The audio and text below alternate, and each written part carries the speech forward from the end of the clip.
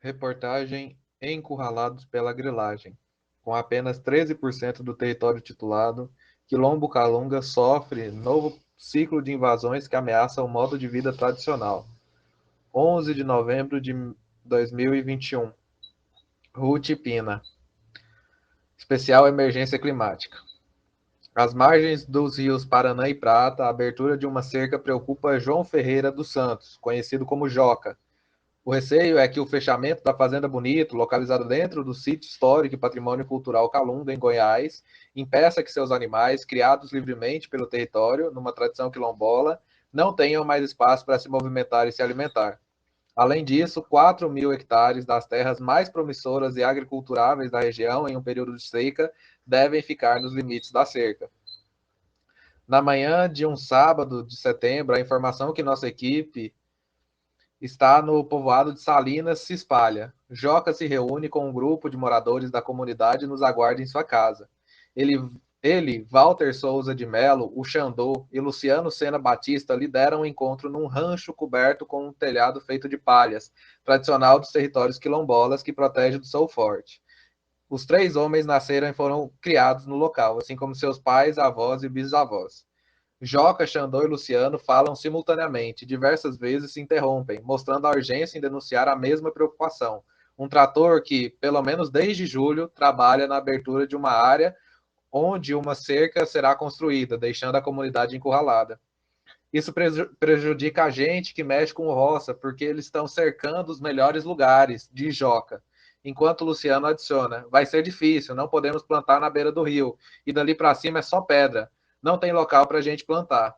Já Xandô, anfitrião do encontro, que ocorre no quintal de sua casa, teme pela criação de gado. Para quem tem animal, se cercarem, não vai ter condição, vai ter que vender porque não vai ter como criar.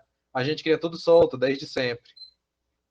Pergunto se eles sentem algum impacto na comunidade. Joca conta que os quilombolas já tiveram que pedir permissão algumas vezes para cruzar o imóvel, que está dentro da delimitação do território Calunga. Tem 35 anos que vivo aqui. Minha avó tem 70 anos. Todo esse tempo vivendo aqui. Agora eles querem dizer que a terra é deles? Questiona o quilombola.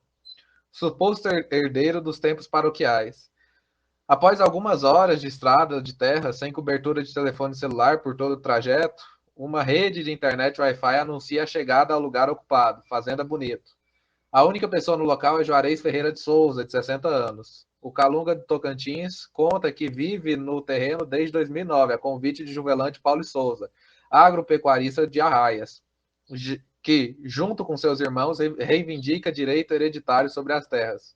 Essa foi a época que Juvelan começou a fazer levantamento da fazenda. Ele disse que a terra era dele, que ele estava na espera do INCRA pagar, mas que eu poderia morar neste local. Ele não me deu a terra, explica Juarez, que presta serviços como caseiro da propriedade onde mora. Sobre a cerca, ele afirma que a intenção do patrão é fechar a fazenda e retirar os poceiros que vivem no local. Quem não quiser vender a posse para ele pode ficar à vontade, diz o gerente de Juvelan. Mas o único jeito de continuar aqui, dentro da fazenda, é vendendo para ele. Juvelan traça a origem da área nos registros paroquiais, quando sua trisavó, Joaquina Martinho de Souza, teria adquirido a área.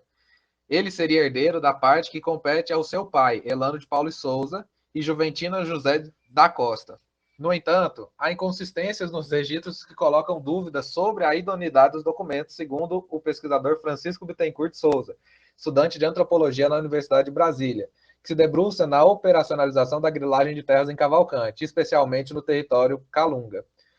O primeiro é que os nomes, principalmente Joaquina, aparecem com grafias diferentes, aponta.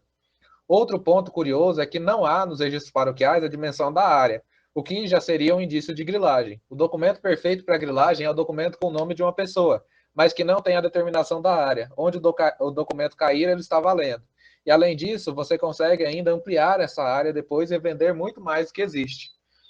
A área da trisavó de Juvelan só foi determinada na discriminatória, em 1990, onde o imóvel aparece com 2,5 léguas, dado que teria sido retirado do inventário de Joaquina. Mas essa medida não existia antes nos paroquiais, lembra o pesquisador. Ele diz que essa linha de transmissão da Fazenda Bonito tem embrólios dos herdeiros de Joaquina que teriam negociado a terra. O que era de quem não está muito bem definido. Os herdeiros têm irmãos, mas muitas vezes um só negocia. Não sabemos se ele está negociando sozinho ou representando todos. Em 2004, o fazendeiro fez a negociação do território com o produtor paulista José Antônio Magri, mas entrou na justiça e ganhou o direito de rescindir o contrato. Hoje, falecido, Magri contestou a rescisão da venda das terras em 2009. Há pelo menos um ano, o fazendeiro voltou a ocupar o território e construiu uma casa na beira do rio Paraná. Prometeu empregos na região e comprou ao menos 2 propriedades na área quilombola. A agência pública conversou com uma das pessoas que afirma ter vendido uma casa a Juvelã por 50 mil, pagos em 2 parcelas. Ainda que a área seja reconhecida como de interesse social para desapropriação por um decreto presidencial de 2009, as negociações estariam sendo efetuadas pelo advogado Antônio Marcos Ferreira.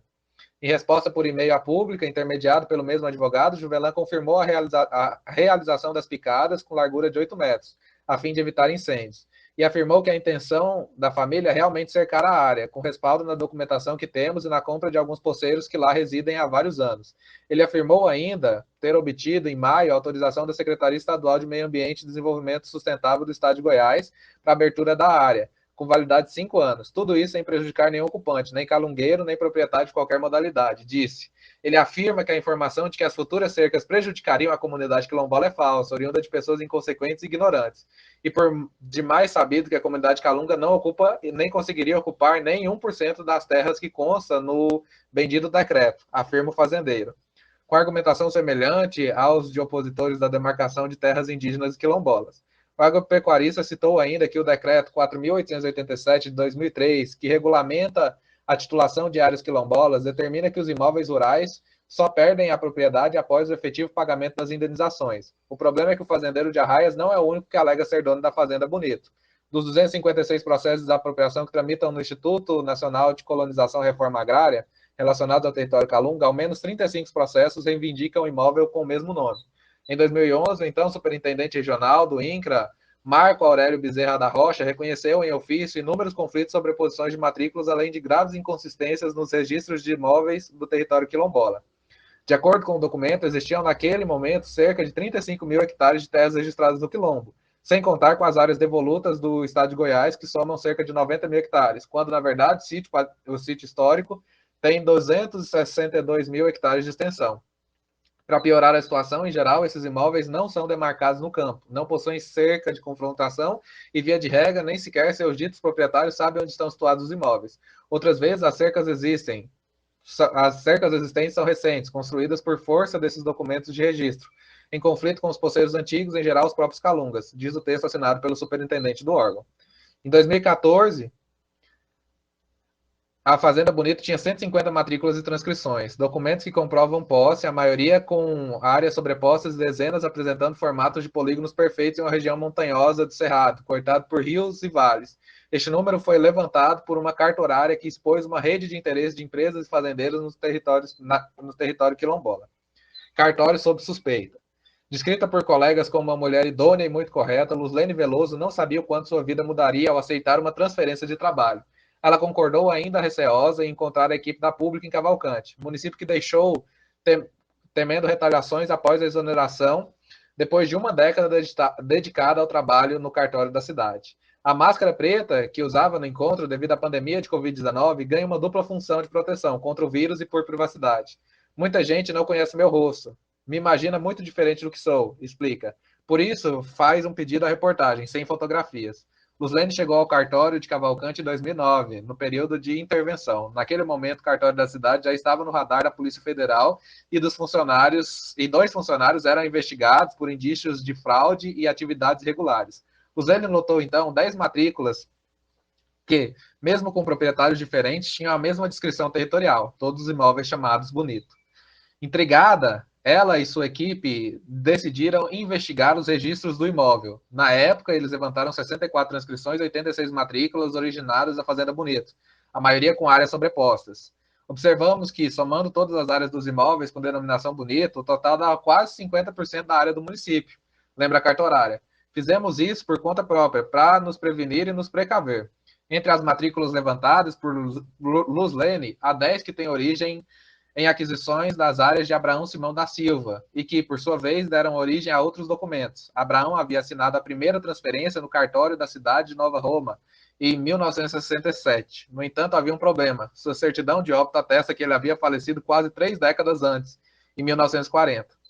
Na lista de terras de supostos proprietários da Fazenda Bonito estão empresas que adquiriram parte do território e deram terras como garantia a empréstimos financeiros em instituições bancárias, segundo a pesquisa de Luslene. Entre as empresas que entraram com pedidos de indenização está o Grupo Dinâmica, com 3 áreas, uma delas com origem no espólio de Abraão. O valor total estimado em pagamento das indenizações é de 7 milhões, em valores de 2014. 2 das áreas que a empresa reivindica, as glebas 3 e 4 da Fazenda Vista Linda, foram cedidas aos quilombolas em 2015.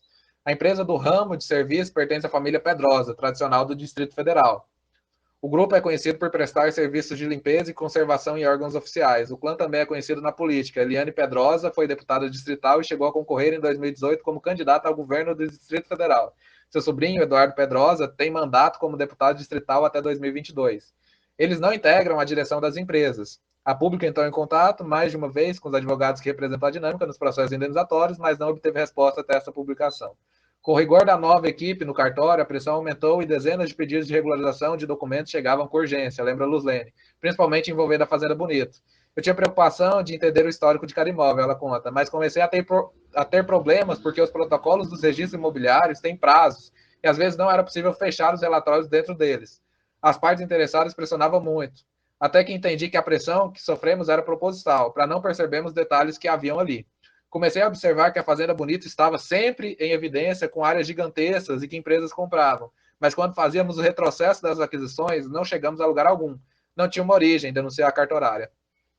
De acordo com a ex-funcionária, advogados e supostos proprietários ofereceram propinas para o cartório dar um jeitinho nos documentos comprobatórios de posse. Tudo funcionava assim, eu pago e você faz. Eles diziam, eu preciso de tal documento, quanto custa? Mas a pergunta não era sobre o valor para a emissão do documento, era para a constituição de um documento. Isso sempre aconteceu com a Fazenda Bonito, afirma. Em 2012, Luslene conheceu o então presidente da Associação Quilombo Calunga, Vilmar Souza Costa, hoje prefeito de Cavalcante. No encontro, ela viu pela primeira vez o desenho que definiu o perímetro do sítio histórico, percebeu que a Fazenda Bonito, alvo de tantos processos regulares no cartório, estava inserida no território quilombola. Naquele momento, eu entendi que a especulação não era mais para compra e venda, mas era para esquentar a documentação, que seria juntada nos processos de desapropriação e receber a indenização. Em junho de 2014, a cartorária enviou à Justiça um pedido de providências. No texto, ela relata o dia a dia de irregularidades no cartório e sentencia. Só tem 2 caminhos, não fazer ou dar um jeitinho. Vicioso jeitinho, como costumavam fazer os outros registradores. Um mês depois, em julho de 2014, a então juíza substituta da comarca de Cavalcante, Priscila Lopes da Silveira, bloqueou as matrículas relacionadas ao imóvel Bonito. Com a decisão da magistrada, novas matrículas, novas transmissões de posse, alterações do teor das matrículas antigas foram suspensas, o que aguçou ainda mais as tensões em torno do cartório. A partir daí começou confusões, brigas e ameaças, lembra? Eu tive uma situação constrangedora em um restaurante Cavalcante, onde um cara me ameaçou por causa de um documento e me disse: eu sempre consegui o que eu quis nesse cartório. E era uma pessoa conhecida na cidade, sempre estava lá no fórum, mesmo o prédio em que o cartório funcionava antes. Então era percebido que era uma prática comum, que haviam clientes que vinham buscar esses documentos. Ela relata intimidações ainda mais graves. Já estive com pessoas no cartório com um revólver em cima da mesa, que chegaram para ver o livro de registros. Eu neguei, porque eles não tinham autorização nenhuma, mas fui obrigado a mostrar os documentos. As ameaças contra a Luslene, ela relata, se transformaram em denúncias na Corregedoria Geral de Justiça do Estado de Goiás e em mandatos de segurança contra ela e o cartório. Isso foi tomando repercussão e desgastando muito minha equipe, conta a ex-funcionária. Em 2019, Luslene foi exonerada do cartório. Em 2020, o novo juiz da Comácia, Rodrigo Victor Fuorax, reiterou a decisão do bloqueio das matrículas que continua em vigor. De acordo com o magistrado, o cancelamento das matrículas não foi considerado viável pela garantia do contraditório e ampla defesa dos interessados. Revelou-se mais razoável que as matrículas permaneçam bloqueadas e os interessados deverão providenciar a regularização das suas propriedades em ações judiciais próprias, indicando no polo passivo todas as pessoas que constam como titulares das matrículas que tenham a mesma área, uma vez que o perito já indicou no laudo que há sobreposições de áreas e que a soma das áreas das matrículas corresponde a 4,17 vezes o que consta nos títulos paroquiais, disse o juiz em nota enviada à pública. O juiz informou também que o inquérito policial foi aberto para apurar irregularidades no registro das áreas do imóvel Bonito pelo cartório e identificar os responsáveis. Ação no Ministério Público pede saída de invasores do território. A situação de insegurança jurídica sobre o território é uma porta de entrada para ocupações irregulares no Quilombo. Neste ano, a diretora da AQK notificou 2 vezes o Ministério Público Federal sobre recentes invasões, em março e em abril. Em agosto, a associação enviou um documento também notificando o INCRA sobre os conflitos, inclusive a ocupação por Juvelan de Paulo e Souza. A reportagem, o órgão afirmou que fez vistoria no local e notificou o fazendeiro. Além disso, informou que existe ação de reintegração de posse em trâmite na Justiça. Também em agosto, o MPF ajuizou uma ação civil pública pedindo a reintegração de todas as áreas invadidas no limite do Quilombo. O órgão pede também a atuação da União, do INCRA e dos estados para avançar nos processos de titulação do território. Em paralelo, um procedimento foi aberto para averiguar exclusivamente denúncias relacionadas à Fazenda Bonito, sem conclusão dos trabalhos. Em entrevista pública, o procurador da República, Daniel César Avelino, autor da ação civil pública, afirmou que os supostos proprietários, ainda que com direito à indenização da área, não podem avançar sobre o território quilombola, e benfeitorias só podem ser feitas em propriedades com processo em andamento, como reparos ou manutenção. Ele, o suposto proprietário, não pode aumentar a área de produção, com a referência à época em que aquela área foi delimitada para fins de indenização. Ele não pode plantar ou avançar sobre novas áreas, fazer desmatamento ou abertura de áreas. E é isso que está acontecendo. Quando se faz isso, está avançando contra os direitos daquela comunidade, diminuindo o aproveitamento econômico florestal da área, afirmou Avelino. O procurador da República considerou também que as transações de compra e venda de posses na delimitação do quilombo seriam irregulares. A partir do momento em que você tem a delimitação de que aquela área é da comunidade Calunga, qualquer aquisição que se faça no território é uma aquisição de má-fé. Então, você não pode considerar ela para fins jurídicos, nem de indenização, nem de permissão que haja publicação, que haja ampliação da ocupação da área, ainda que haja pagamento. Isso é irregular, avaliou. A demora em finalizar os processos de titulação é, para Avelino, a origem dos conflitos fundiários na região. Se o território estivesse totalmente regularizado e o INCRA tivesse cumprido seu papel constitucional, provavelmente não haveriam nem 2% dos conflitos que a gente vislumbra na comunidade hoje, argumenta. Segundo ele, por causa da morosidade do órgão, juízes têm arquivado processos indenizatórios com o argumento de que o decreto de apropriação assinado por Lula em 2009 teria caducado. A pública, Juvelão utilizou o argumento de que o texto perdeu a sua vigência por não ter sido concretizado no prazo legal de 2 anos. Informou que em agosto entrou com a ação declaratória de caducidade na Vara Federal de Formosa. O agropecuarista informou ainda que pretende ingressar com ação para anular os títulos falsos em relação à Fazenda Bonito. Em nossa documentação não existe nenhuma falha, sequer nulidade, grilagem ou arranjos que porventura tenham ocorrido naquele cartório, disse o fazendeiro. Já o INCRA afirmou que o território demanda articulação entre governo estadual e federal para promover a regularização fundiária. Também é necessária disponibilidade orçamentária e financeira para avaliar os imóveis rurais particulares e ajuizar ações desapropriatórias. Complementou o órgão. Em 2021, o orçamento para o INCRA executar ações que envolvem a regularização fundiária dos territórios quilombolas em todo o país é de 286 mil, valor 166 vezes menor que os 47,6 milhões empenhados em 2012, ano que o órgão teve maior montante de recursos disponíveis para a execução do processo desde 2004. Direitos em retrocesso. A ação civil pública do Ministério Público Federal deve ser apreciada na Vara Federal de Formosa. Em caso de deferimento, a União e o Estado serão obrigados a apresentar um plano para a regularização fundiária do quilombo.